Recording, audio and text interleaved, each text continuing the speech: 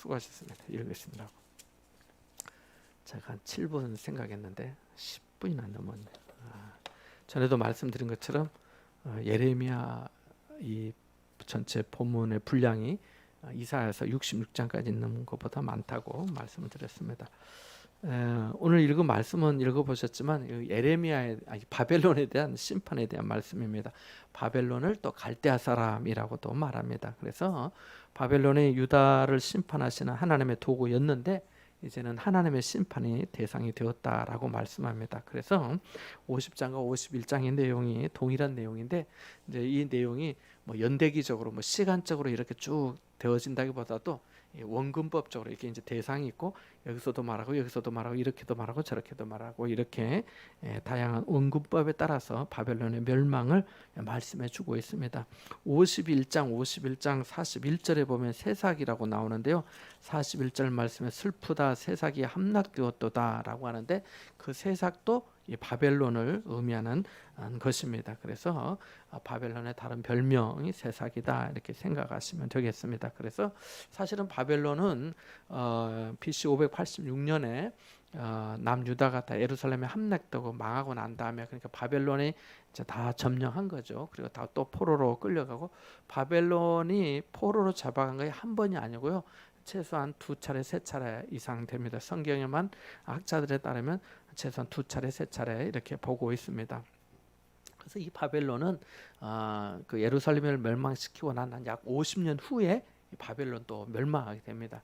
멸망하자마자 이스라엘 백성들이 온 게 아니고 그 바사의 이제 페르시아죠. 고레스 왕이 다 돌아가라고 조서를 내리고 하니까 이제 그때부터 이렇게 돌아오게 됩니다. 그래서 이제 그러한 정도로 이렇게 생각을 하시면 좋겠고요.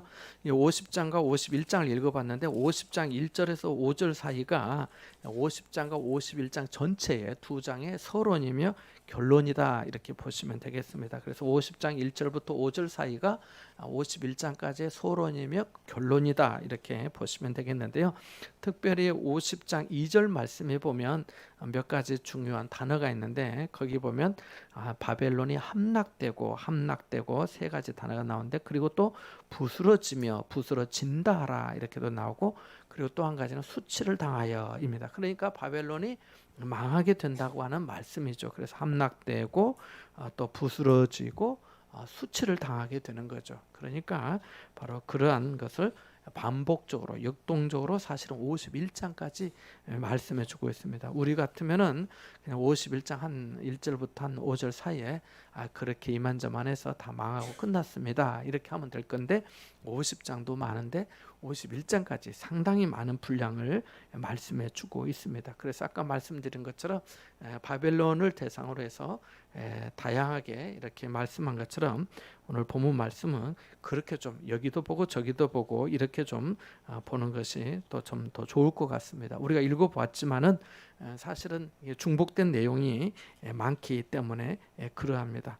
먼저 하나님께서 바벨론을 이제 심판하신다라고 말씀하고 계십니다. 그들이 막강한 힘을 자랑하고 또 예루살렘을 함락하고 또 하나님의 성전을 회파하고 또 훼손하고 성전의 모든 기물들을 다 노력해 가고 탈취했지만 그러면서 교만했지만 이제 하나님께서 그 모든 것들을 거둬들이시고 그들이 행한 대로 갚아주시겠다라고 하시는 말씀입니다. 자, 바벨론에 대한 하나님의 뜻은 50장 46절, 45절, 46절 한번 넘어갈까요? 45절과 46절 한번 읽어보겠습니다. 45절 46절 같이 봅니다. 시작. 그런즉 바벨론에 대한 여호와의 계획과 갈대아 사람의 땅에 대하여 품은 여호와의 생각을 들으라. 양떼의 어린 것들을 그들이 반드시 끌어가고 그들의 초장을 황폐하게 하리니 바벨론이 약탈당하는 소리에 땅이 진동하며 그 부르짖음이 나라들 가운데 들리리라 하시도다. 아멘.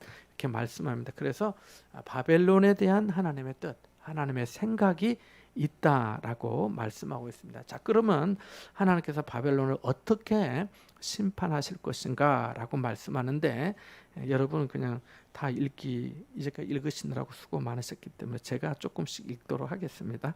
9절에 50장 9절에 보면은 한 나라가 북쪽에서 나와서 이렇게 말씀하고 있습니다. 그래서 한 나라가 북쪽에서 나와서 심판하는데 9절에 보면 큰 민족의 무리를 북쪽에서 올라오게 하여라고 말씀하고요.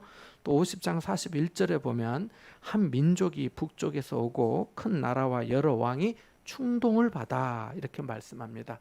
그런데 50장에서는 한 나라 큰 민족의 무리가 북쪽에서 올라올 거라고 말씀하는데 51장에서는 구체적으로 그 나라가 그 민족이 어디인지를 말씀하십니다. 51장 11절 말씀에 보면 51장 11절에 보면 메대 왕들의 마음을 부추기사 바벨론을 멸하기로 뜻하시나니라고 말씀합니다.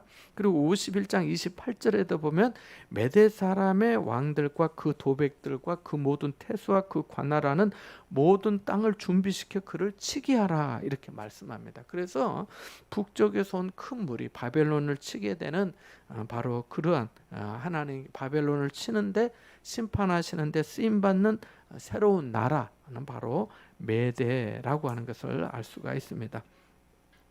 자, 이 나중에 이제 페르시아로 다 연결이 되는 거죠. 바사라고도 하고요. 자, 또 세 번째 우리가 배울 수 있는 건 바벨론은 이렇게 하나님의 심판을 받아서 3절 말씀, 50장 3절 말씀에 보면은 심판을 받아서 사람과 짐승이 다 도망하고 황폐하게 될 것이다라고 말씀하고 있습니다.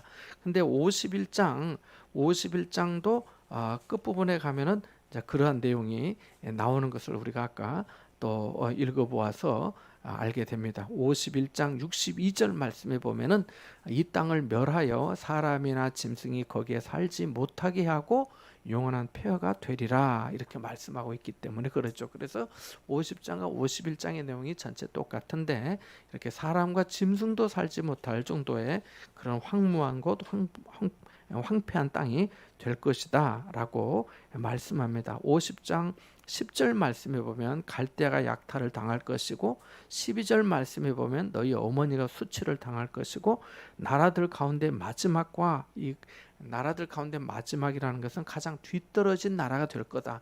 이제까지는 가장 앞선 나라, 가장 유력한 나라, 아주 패권을 행사하는 가진 그런 나라였지만은 이제는 그게 완전히 역전될 것이다. 광야와 마른 땅과 거친 계곡이 될 것이다 라고 말씀하고 50장 13절에 보면 완전히 황무지가 될 것이라고 말씀하고 16절 말씀에 보면 파종한 자와 추수 때에 낫을 잡은 자를 바벨론에서 끊어버릴 거다고.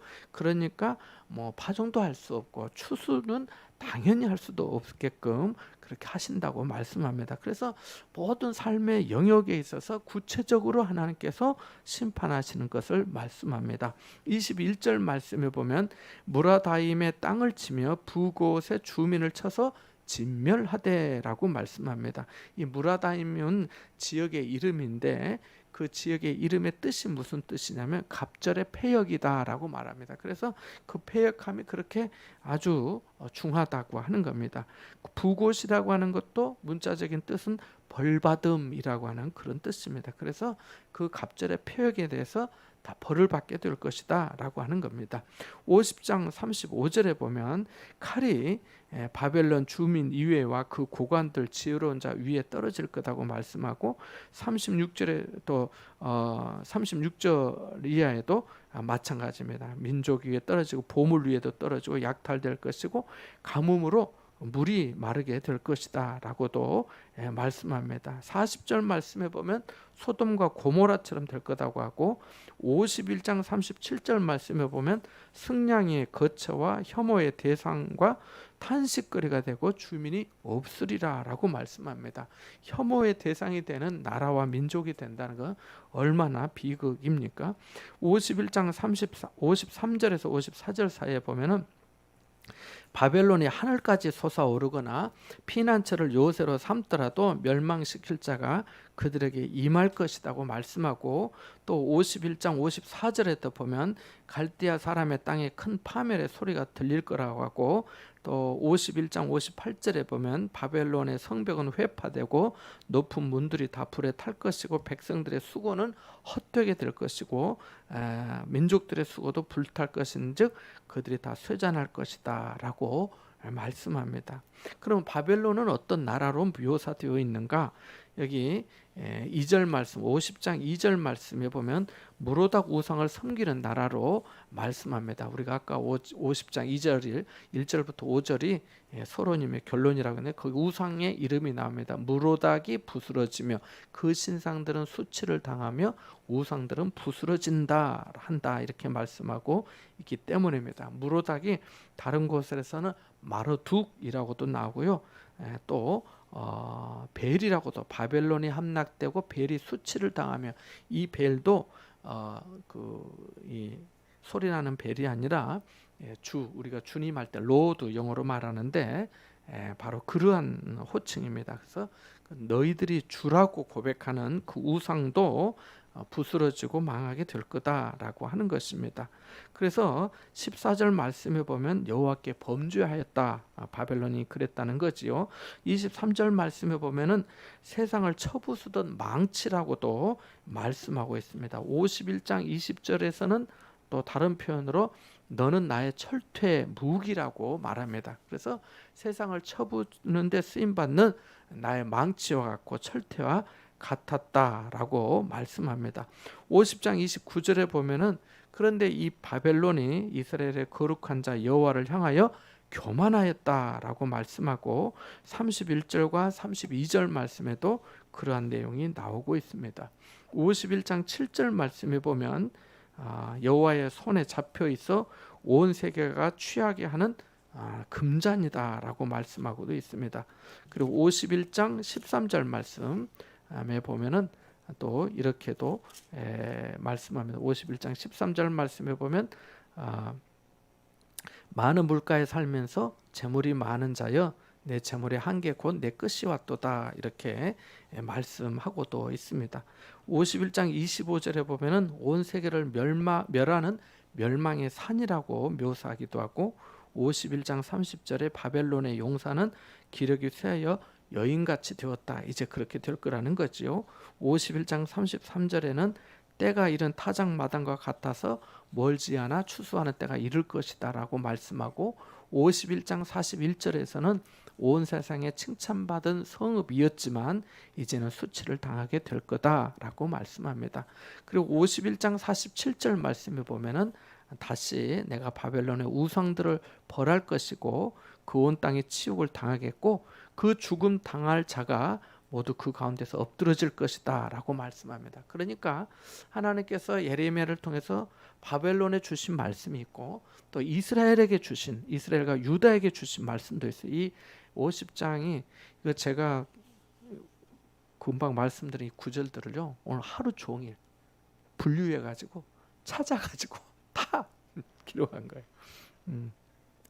이스라엘과 유다에게 주신 말씀도 있어요. 50장 4절 말씀에 보면 이렇게 말씀합니다.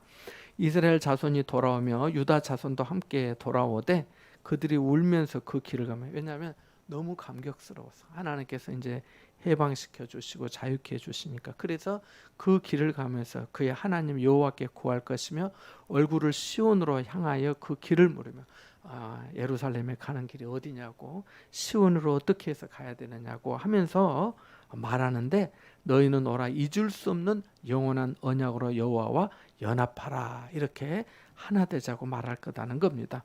그래서 하나님의 백성은 기르는 양떼였다고도 또 말씀하고 목자들이 그들을 곁길로 인도해서 쉴 곳을 잇는 그런 공고한 인생을 살기도 했다는 거죠. 지도자들이 잘못했다는 거죠. 그러나 이제 바벨론에서 나오라 갈대아 사람의 땅에서 나오라고 양떼에서 앞서가는 순념소 같이 하라고 그렇게 앞장서서 나오라고 말씀합니다.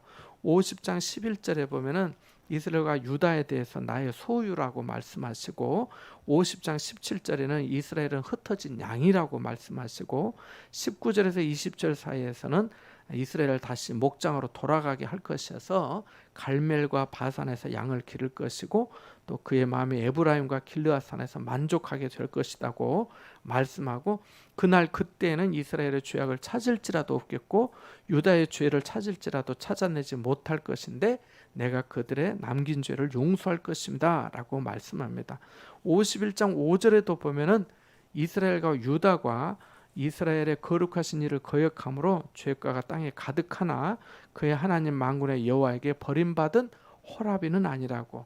내가 너희를 고아와 같이 버려두지 아니하리라고 말씀하신 주님의 말씀과 같이 하나님께서 기억하시고 도우시고 함께 하시겠다라고 하시는 약속입니다. 51장 6절 말씀에도 보면은 바벨론 가운데서 도망하여 나와서 각기 생명을 구하고, 왜냐하면 거기가 이제 망하게 되니까 그의 죄악으로 말미암아 끊어짐을 보지 당하지 말라고 말씀합니다. 그럼 또 본문에서 하나님은 어떻게 묘사되시냐면은 50장 7절 말씀에 보면 민족들의 소망이라고 말씀하시고요. 18절 말씀에 보면은 아수르 왕을 벌한 것 같이 바벨론 왕과 그 땅을 벌할 것이라고 하나님께서 주권자의 통치자이심을 말씀하시고, 24절에도 바로 그러한 내용이고, 25절에 변기창을 열고 전을 부순 자들에게 보복하신다고 말씀하십니다. 그리고 34절에 그들의 구원자는 강하다고 말씀하시고, 44절에 보면 내가 즉시 그들을 거기서 쫓아내고 택한 자를 내가 그 자리에서 세우리니 나와 같은 자 누구며 출두하라고 나에게 명령할 자가 누구며 내 앞에 설 목자가 누구냐? 하나님 외에 아무도 설 수 없다라고 하는 말씀입니다.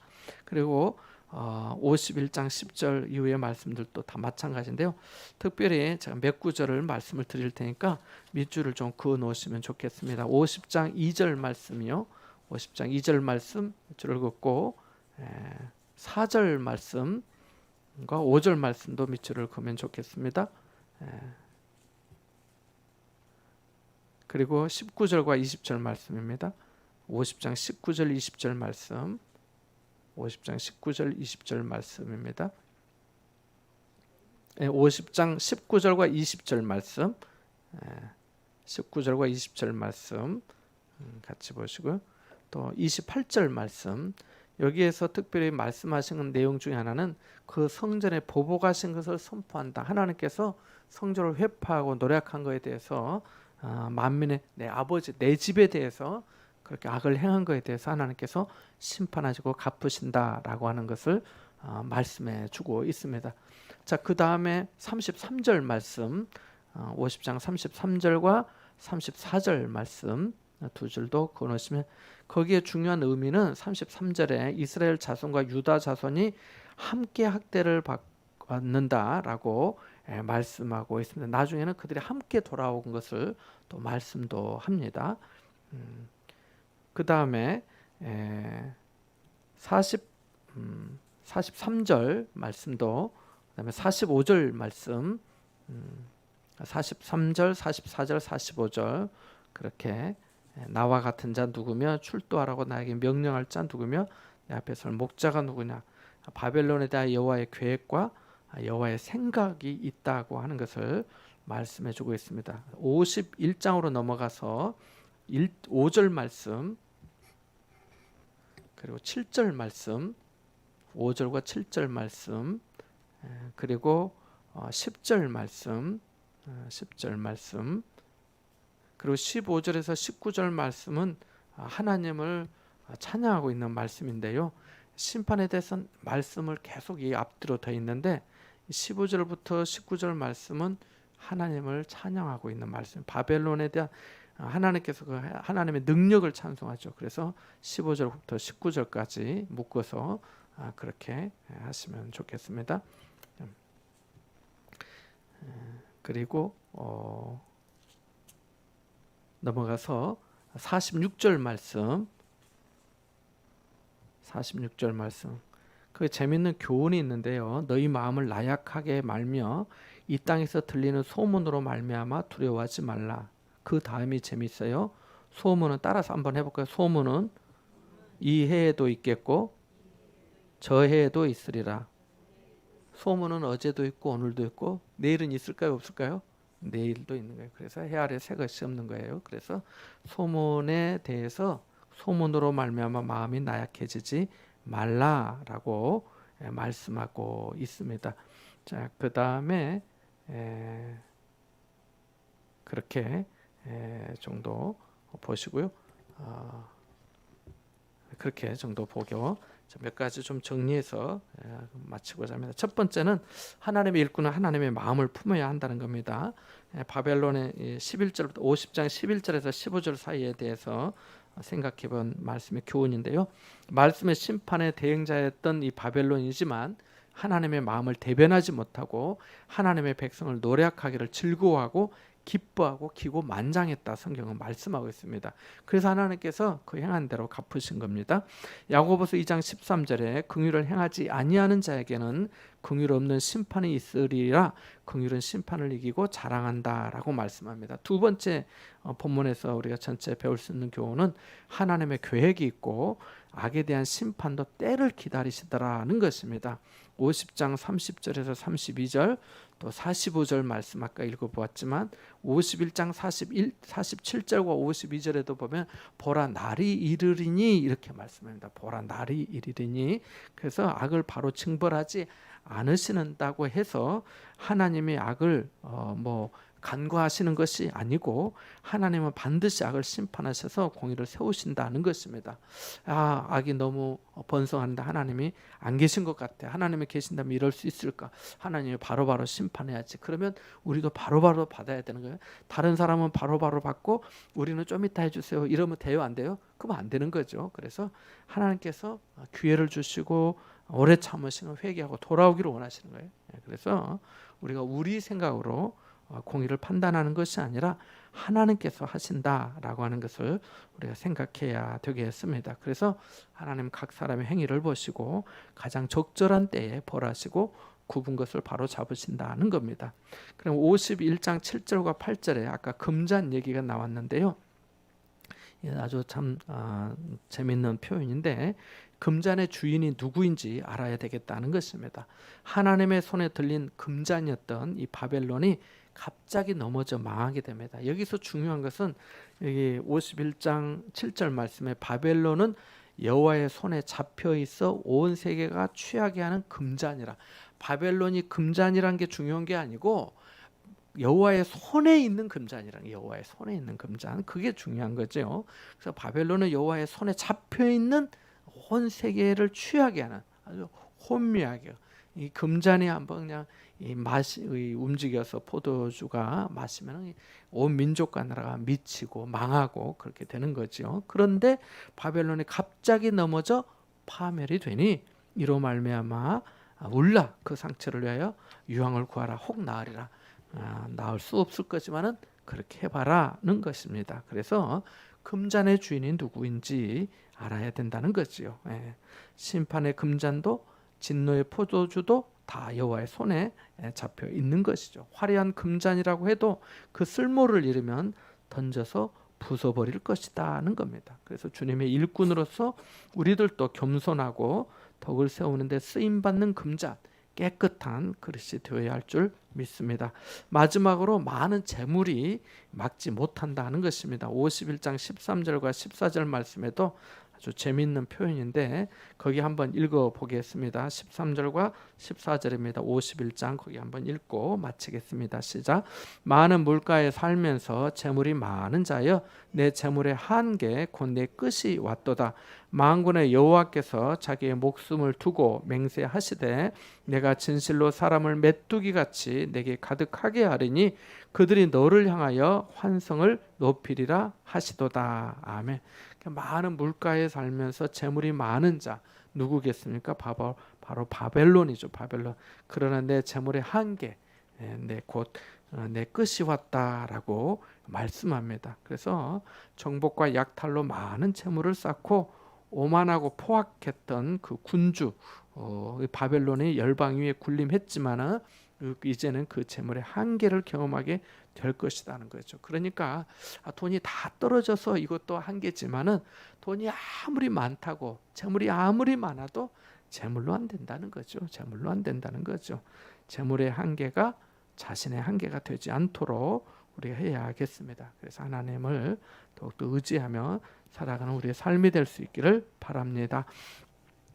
우리 같이 함께 말씀을 기억하면서 함께 좀 기도하기로 합니다. 하나님의 마음을 품는 일꾼 되게 해주시고 또 하나님의 계획이 있고 또 때가 있으면 하나님 늘 깨달아 알며 또 인내하며 기다리고 주님의 뜻이 우리 가운데 이루어지기를 사모하는 그런 삶이 되게 해주시고, 하나님의 손에 잡혀 있는 이 금잔의 주인이 누구인지 알 수 있도록, 또 많은 재물이 막지 못하고 한계가 있음을 우리가 알고 하나님과 재물을 겸하여 섬길 수 없다 했는데, 하나님을 더욱더 섬기는 그런 믿음의 삶이 되게 해달라고 같이 기도하고, 또 우리 선교사님들 위해서 오늘 수술하시고 지금 중환자실에서 회복 중이신 우리 박영 집사님의 어머님 송옥숙 권사님이신데, 송 권사님, 또 우리 약한 어르신분들 위해서 같이 한번 잠시 중보하겠습니다. 기도합니다.